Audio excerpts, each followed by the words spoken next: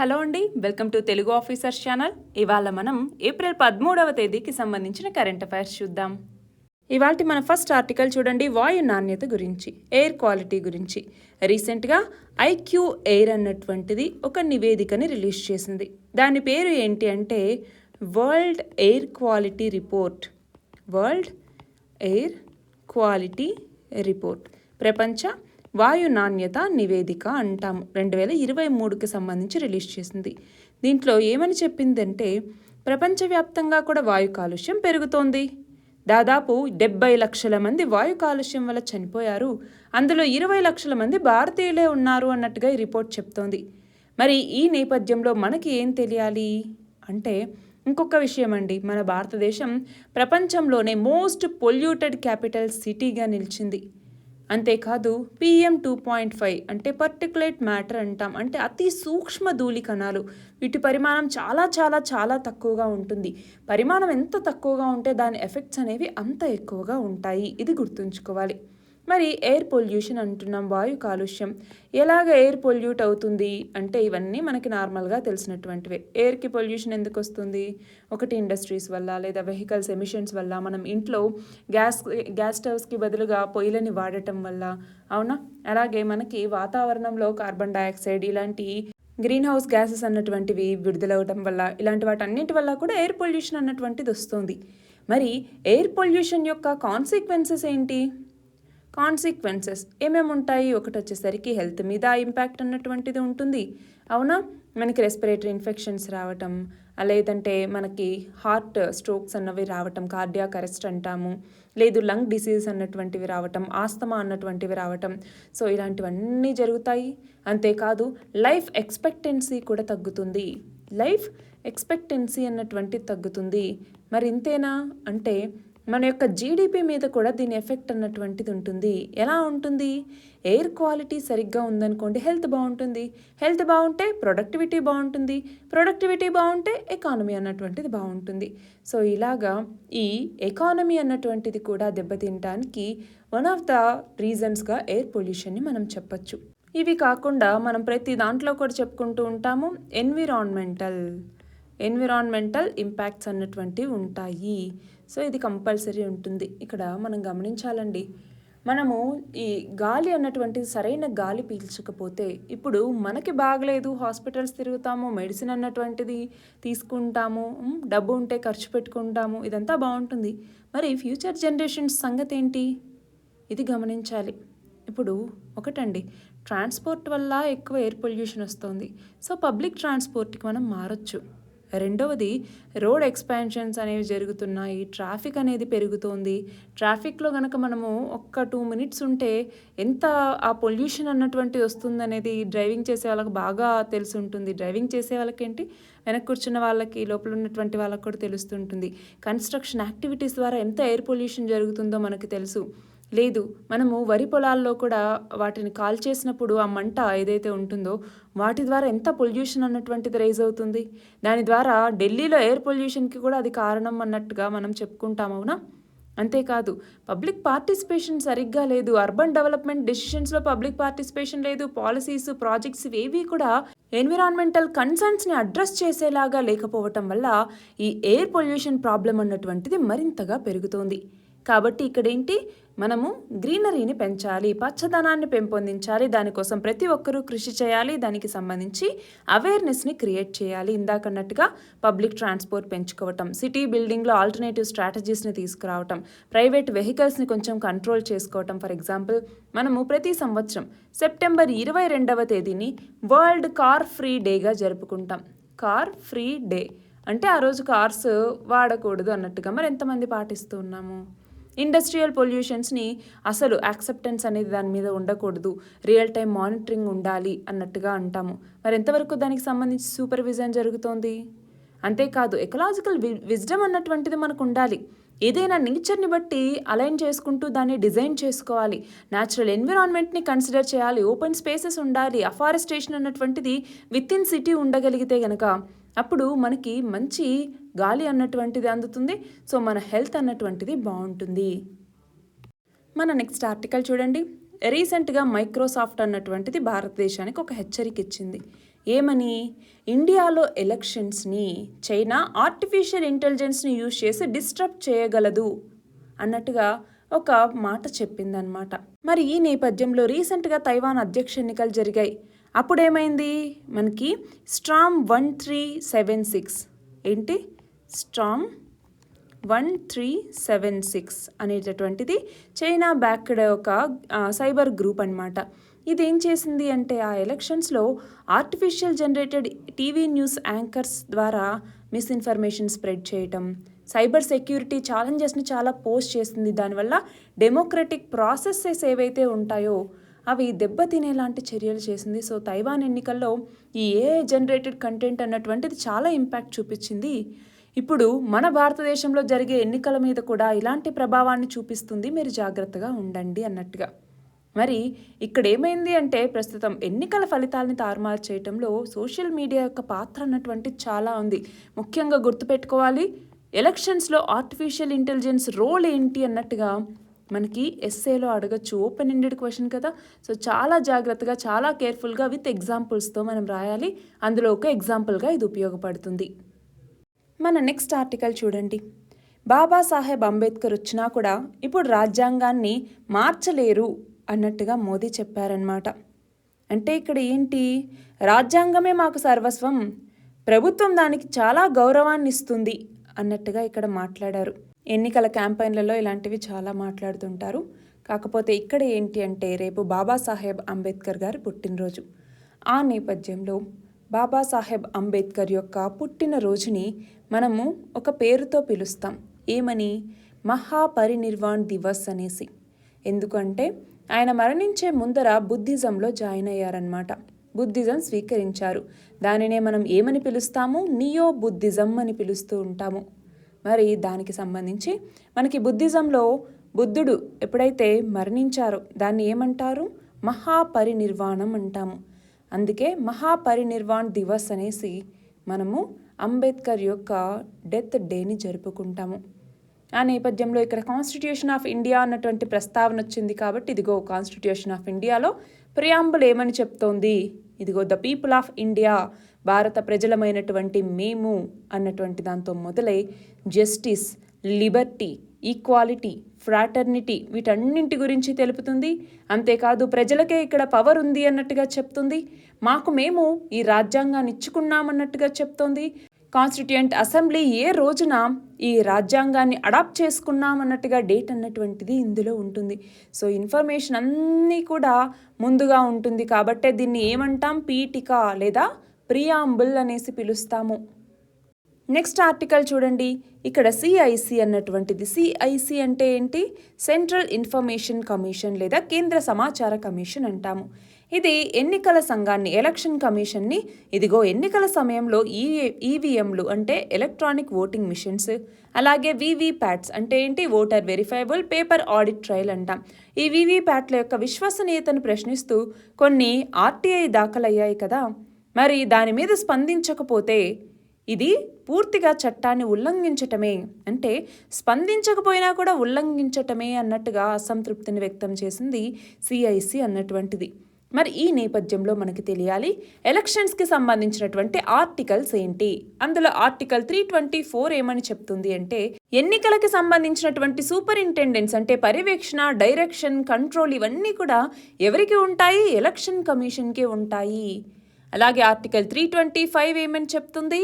Religion, race, cost, sex వీటిని base చేసుకొని ఎవరికి కూడా ఇనెలిజిబుల్ చేయకూడదు, ఎలక్షన్లో ఓటు వేయటానికి అర్హత లేకుండా చేయకూడదు, లేదా ఎవరికైనా స్పెషాలిటీ అన్నటువంటిది ఇవ్వకూడదు, స్పెషల్ ప్రిఫరెన్స్ అన్నటువంటిది ఇవ్వకూడదు అన్నట్టుగా చెప్తుంది. ఆర్టికల్ 326 ఏమని చెప్తుంది? అడల్ట్ సాఫ్రేజ్ బేసిస్ మీదుగా లెజిస్లేటివ్ అసెంబ్లీస్కి అలాగే హౌస్ ఆఫ్ పీపుల్ లోక్సభకి వీటికి ఎన్నికలు జరగాలి అన్నట్టుగా చెప్తుంది. ఆర్టికల్ 327 ఏంటి అంటే లెజిస్లేచర్కి సంబంధించినటువంటి ఎలక్షన్స్ ఏవైతే ఉంటాయో వాటి యొక్క ప్రొవిజన్స్ని తయారు చేసేటటువంటి పవర్ పార్లమెంట్కు ఉంటుంది. అంతేకాదు ఆ లెజిస్లేచర్కి సంబంధించినటువంటి ఎలక్షన్స్ గురించి ప్రొవిజన్స్ తయారు చేసేటటువంటి పవర్ స్టేట్ లెజిస్లేచర్కి కూడా ఉంటుంది. వీటికి రెండింటికి 2 ఆర్టికల్స్ ఉన్నాయన్నమాట. అది కాకుండా ఎలక్టోరల్ మ్యాటర్స్లో ఇదిగో కోర్టులు ఎంతవరకు ఇన్వాల్వ్ అవ్వచ్చు అన్నట్టుగా తెలిపేటటువంటి ఆర్టికల్ 329 అన్నటువంటిది. మన నెక్స్ట్ ఆర్టికల్ చూడండి. ఇజ్రాయెల్ మీద దాదాపు 100కు పైగా డ్రోన్లు, 150కి పైగా క్షిపణులతో దాడికి ఇరాన్ అన్నటువంటిది సమాయత్తం అవుతోంది. ఇరాన్ ఇదిగో ఇక్కడ ఇజ్రాయెల్ అన్నటువంటిది ఉంది. సో ఇజ్రాయెల్ మీద దాడులు చేయబోతోంది అన్నటువంటి నేపథ్యంలో ఇదిగో ఇజ్రాయెల్లో ఉండేటటువంటి వాళ్ళందరూ కూడా జాగ్రత్తగా ఉండాలి, లేదా వెనక్కి వచ్చేసేయాలి అన్నట్టుగా ఇజ్రాయెల్కి ఇరాన్కి వెళ్ళొద్దు అనేసి భారత పౌరులకి మన విదేశీ వ్యవహారాల శాఖ హెచ్చరికలు జారీ చేసింది. మరి ఆ నేపథ్యంలో ఇప్పుడు ఎందుకు చదువుకుంటున్నామంటే మ్యాప్ పాయింటింగ్ చాలా చాలా చాలా ఇంపార్టెంట్. మనకి ఒకవైపు ఏమో గాజా స్ట్రిప్లో ఉన్నటువంటి హమాస్కి ఇజ్రాయెల్కి మధ్య యుద్ధం జరుగుతోంది. అవునా, ఈజిప్ట్లోని రఫా బార్డర్ నుంచి గాజాలో ఉన్నటువంటి వాళ్ళకి సహాయ సహకారాలు అందుతున్నాయి. ఇటువైపేమో ఇజ్రాయెల్ పైన ఉన్నటువంటి లెబనాన్కి ఇజ్రాయెల్కి మధ్య దాడులు జరుగుతూ ఉన్నాయి. అవునా, సో వీటన్నింటి నేపథ్యంలోనూ మనకి ఇదిగో Iran, Israel, Lebanon, Syria, Iraq, కిందున్నటువంటి సౌదీ అరేబియా, దాని కిందున్నటువంటి యెమెన్, వీటన్నింటికి సంబంధించి మ్యాప్ గుర్తుండాలి. ఏ దేశాలు ఏ దేశాలతో బార్డర్ని పంచుకుంటున్నాయి అన్నటువంటిది కూడా చాలా చాలా ఇంపార్టెంట్.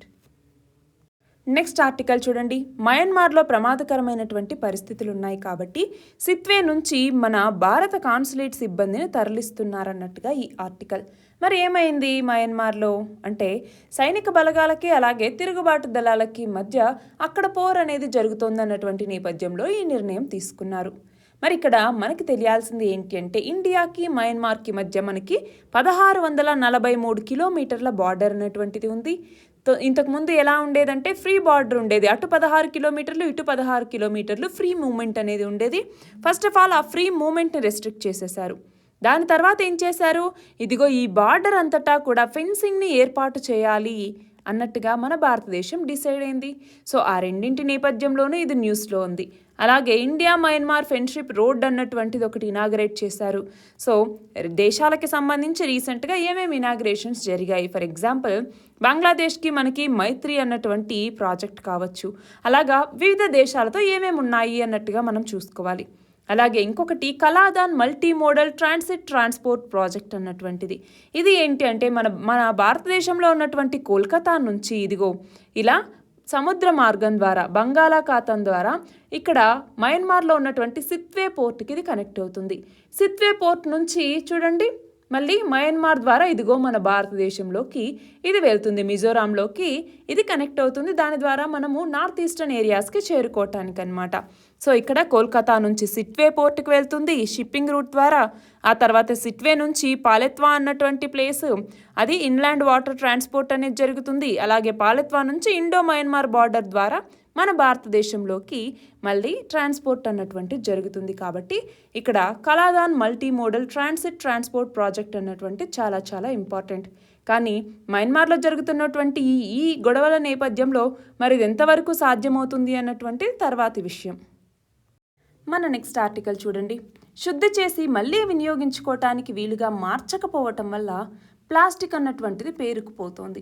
ఇది మనకి తెలియని విషయమా అంటే కాదు, మనందరికీ తెలిసే. కానీ ఇప్పుడు ప్రపంచంలో పెరిగిపోయిన ప్లాస్టిక్ కాలుష్యంలో మొత్తం 60% 12 దేశాలే కారణం అన్నట్టుగా ఒక సంస్థ అన్నటువంటిది తన అధ్యయనంలో తేల్చి చెప్పింది. ఆ 12 దేశాల జాబితాలో మన భారతదేశం ఉందా అంటే ఉంది. మన భారతదేశంతో పాటు USA, China, Russia, Brazil, Mexico, Pakistan, Iran, Egypt, Indonesia, తుర్కీ, వియత్నాం ఇవన్నీ ఉన్నాయి. కానీ ఇతర దేశాలతో పోలిస్తే భారత్లో ప్రతి సంవత్సరం శుద్ధి చేయనటువంటి తలసరి ప్లాస్టిక్ వ్యర్థాలు అంటే ఒక్కొక్కరికి సంబంధించి ప్లాస్టిక్ వ్యర్థాలు 8 కిలోలు ఉన్నాయి. అమెరికా వ్యర్థాల్లో ఇది 3వ వంతు. కానీ పాపులేషన్ పరంగా చూడండి, ఇక్కడ తలసరి అంటే మనకు ప్రస్తుతం ఉన్నటువంటి 140కి పైగా కోట్ల మందికి ఒక్కొక్కళ్ళకి 8 కిలోలు. మరి అమెరికాకి సంబంధించి తలసరిగా ఇక్కడ చూడండి, ఫర్ ఎగ్జాంపుల్ 8 × 3 = 24. సో 3వ వంతు అంటే అక్కడ ఒక్కొక్కళ్ళకి 24 కిలోలు అనుకున్నా కూడా అక్కడ పాపులేషన్ ఎంత, మన పాపులేషన్ ఎంత? సో అది కూడా మనం గమనించాలి. చైనా వ్యర్థాల్లో గమనిస్తే 5వ వంతు కన్నా ఎక్కువ అంటే ఇది మనం యాక్సెప్ట్ చేయాల్సినటువంటి విషయం. చూడండి, భారత్లో శుద్ధి చేయకుండా వదిలేసే ప్లాస్టిక్ వ్యర్థాలు 2024లో 74 లక్షల టన్నులకు చేరుతాయి అనే అంచనా. ప్రపంచంలో ఈ సంవత్సరం 22 కోట్ల టన్నుల ప్లాస్టిక్ వ్యర్థాలు ఉత్పన్నమైతే అందులో 7 కోట్ల టన్నులని శుద్ధి చేయకుండా వదిలేశారు. దానివల్ల పర్యావరణానికి హాని కలుగుతుంది. సో ఇక్కడ ఏంటి, మొత్తానికైతే మనకు తెలియాల్సింది ఏంటి, ప్లాస్టిక్ కాలుష్యం. సో ఎన్విరాన్మెంటల్ డిగ్రేడేషన్కి ప్లాస్టిక్ కాలుష్యం అన్నటువంటిది ఎంతవరకు ఎఫెక్ట్ చేస్తోంది అంటే ఎంతవరకు దీని ప్రభావాన్ని చూపిస్తుంది. ప్లాస్టిక్ కాలుష్య నియంత్రణ కోసం మనకి ప్లాస్టిక్ వేస్ట్ మేనేజ్మెంట్ రూల్స్ అనేసి ఉన్నాయి, అవునా? మరి వాటిని ఎంతవరకు పాటిస్తూ ఉన్నారు, ఇది ఇక్కడ మనం ఆలోచించాల్సినటువంటి విషయం. మన నెక్స్ట్ ఆర్టికల్ చూడండి, రీటైల్ ద్రవ్యోల్బణం అన్నటువంటిది. ఇక్కడ సిపిఐ వినియోగదారు ధరల ద్రవ్యోల్బణం అని పిలుస్తూ ఉంటాం, కన్స్యూమర్ ప్రైస్ ఇండెక్స్ అనేసి. ఇది 6 నెలల కనిష్టానికి పడిపోయింది చూడండి, 4.85%. ద్రవ్యోల్బణం అంటే ఏంటి, వస్తు ఉత్పత్తుల్లో వచ్చేటటువంటి పెరుగుదలనే మనం ద్రవ్యోల్బణం అనేసి పిలుస్తాం, అవునా? మరి దానికి సంబంధించి మనకి WPI CPI అని ఉంటుంది. WPI అంటే ఏంటి, హోల్సేల్ ప్రైస్ ఇండెక్స్. అంటే ఏంటి, హోల్సేల్ లెవెల్లో కమాడిటీస్ యొక్క ప్రైస్లో వచ్చే యావరేజ్ చేంజ్ని క్యాలిక్యులేట్ చేసేటటువంటిదే WPI లేదా హోల్సేల్ ప్రైస్ ఇండెక్స్ లేదా టోకు ధరల ఆధారిత ద్రవ్యోల్బణం అంటాం. అదే రీటైల్ లెవెల్లో కమాడిటీస్లో వచ్చే ప్రైసెస్లో యావరేజ్ చేంజ్ ఎలా ఉందని ఇండికేట్ చేసేటటువంటిది ఏంటి, CPI కన్స్యూమర్ ప్రైస్ ఇండెక్స్ లేదా వినియోగదారు ధరల సూచి ఆధారిత ద్రవ్యోల్బణం. మరి WPIని క్యాలిక్యులేట్ చేసేది ఎవరు చూడండి, పబ్లిష్ చేసేది ఎవరు, ఆఫీస్ ఆఫ్ ఎకనామిక్ అడ్వైజర్. అదే CPIని అయితే నేషనల్ స్టాటిస్టికల్ ఆఫీస్ NSO అంటాం. మరి WPIలో గూడ్స్ని మాత్రమే కన్సిడర్ చేస్తారు. CPIలో గూడ్స్ అలాగే దాదాపు 40 వరకు సర్వీసెస్ని కూడా ఇందులో క్యాలిక్యులేట్ చేస్తారు. ఇన్ఫ్లేషన్ని WPIలో ఫస్ట్ స్టేజ్ ఆఫ్ ట్రాన్సాక్షన్లోనే మెజర్ చేస్తారు, కానీ CPIలో ఫైనల్ స్టేజ్లో మనం మెజర్ చేస్తాం. అలాగే ప్రైసెస్ని ఇక్కడ చూడండి, మ్యానుఫ్యాక్చరర్స్ మరియు హోల్సేలర్స్ ఈ ప్రైసెస్ని పే చేస్తారు, కానీ CPIలోకి వచ్చేసరికి కన్జ్యూమర్స్ పే చేస్తారు. ఏమేం కమాడిటీస్ ఇక్కడ కవర్ అవుతూ ఉన్నాయి అన్నట్టుగా ఇవ్వటం జరిగింది. ఇక్కడైతే manufacturing inputs, immediate goods, for example minerals, machinery based metals ఇలాంటివి. అదే CPIలోకి వచ్చేసరికి education, communication, transportation, recreation, apparel, food మరియు బెవరేజెస్ ఇలాంటివన్నీ కూడా. మరి బేస్ ఇయర్ చూడండి, WPIకి 2011-12 ఉంటే CPIకి 2012 ఉంది, కానీ దీన్ని రివైజ్ చేయాల్సి ఉంది. ఇవి మేజర్గా WPIకి CPIకి మధ్య ఉన్న డిఫరెన్సెస్. మన నెక్స్ట్ ఆర్టికల్ చూడండి, 1970స్లో హిమాలయన్ రీజియన్లో ఒక మూమెంట్ అన్నటువంటి జరిగింది. దాన్ని చిప్కో మూమెంట్ లేదా చిప్కో ఆందోళన్ అనేసి పిలుస్తూ ఉంటాం. అక్కడ ఏమైంది అంటే మనం చూస్తే చెట్లని కౌగిలించుకొని చెట్లని నరకద్దు అన్నట్టుగా ఉత్తరాఖండ్లోని చమోలి డిస్ట్రిక్ట్, అప్పట్లో ఉత్తరప్రదేశ్లో ఉండేది, ఇప్పుడు ఉత్తరాఖండ్లో ఉందన్నమాట. చిప్కో మూమెంట్ చెప్పాలి అంటే 1970s అన్నాం కదా, కరెక్ట్గా అయితే 1973లో అనమాట. అందులో దాన్ని లీడ్ చేసింది ఎవరు, Sunderlal Bahuguna.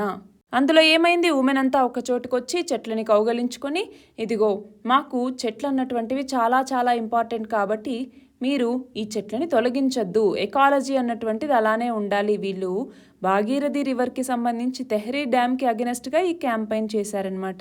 India's longest fast, మనము ఇండిపెండెన్స్ తర్వాత లాంగెస్ట్ ఫాస్ట్లో ఒకటిగా దీన్ని మనం చెప్తాం. 56 రోజుల పాటు ఈ ఫాస్ట్ అన్నటువంటిది జరిగింది. అంతేకాదు అప్పట్లో పాదయాత్ర జరిగింది, కాశ్మీర్ నుంచి కోహిమా వరకు పాదయాత్ర 4800 కిలోమీటర్లు జరిగింది. ఉమెన్ లెడ్ మూమెంట్లో ఇది కూడా ఒకటి. ఫర్ ఎగ్జాంపుల్ బీజ్ బచావో ఆందోళన అనేసి హిమాలయన్ అగ్రికల్చరల్ బయోడైవర్సిటీని సేవ్ చేయడానికి, అలాగే ఇప్పుడు గ్రీన్ రెవల్యూషన్లో ఏవైతే కెమికల్స్ ఎక్కువ యూజ్ చేస్తూ ఉన్నారో దానికి, ఇలాగా ఇవన్నీ జరిగాయన్నమాట. మరి అలాంటి చిప్కో మూమెంట్లో పాల్గొన్నటువంటి నేత మురారీ లాల్, ఈయన రీసెంట్గా మరణించారు. నెక్స్ట్ చూడండి, అమెరికా, జపాన్, దక్షిణ కొరియా ఈ మూడు కలిసి సంయుక్తంగా తూర్పు చైనా జలాల్లో బల ప్రదర్శనని చేయటం జరిగింది. అది చాలా వివాదాస్పదమైంది అన్నట్టుగా ఈ ఆర్టికల్. మరి ఇక్కడ మనకి ఏం తెలియాలి, మ్యాప్ అన్నటువంటిది ఇంపార్టెంట్. ఏం మ్యాప్, ఇప్పుడు దక్షిణ చైనా సముద్రంలో అంటే సౌత్ చైనా సీకి సంబంధించి 9 లైన్ అనేసి, ఆ సౌత్ చైనా సీనే కొంచెం వివాదాస్పదంగా ఉంది.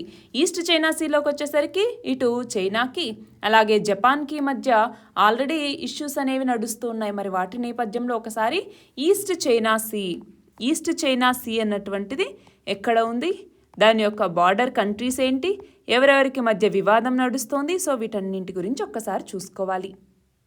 నెక్స్ట్ చూడండి, ప్రపంచ వాణిజ్య సంస్థ యొక్క సభ్య దేశాల మంత్రుల 13వ సదస్సు అనేది రీసెంట్గా జరిగింది. ఎక్కడ అంటే అబుదాబీలో జరిగింది. ఇక్కడ ప్రజా అవసరాల కోసం ఆహార ధాన్యాన్ని నిల్వ చేసే హక్కు ప్రభుత్వానికి ఉంది అన్నటువంటి అంశాన్ని WTO గుర్తించాలి అన్నట్టుగా భారతదేశం కోరింది. నెక్స్ట్ చూడండి, ప్రపంచ వన్యప్రాణుల సంరక్షణ దినోత్సవాన్ని ప్రతి సంవత్సరం ఏ రోజున నిర్వహిస్తారు అంటే మార్చి 3వ తేదీన.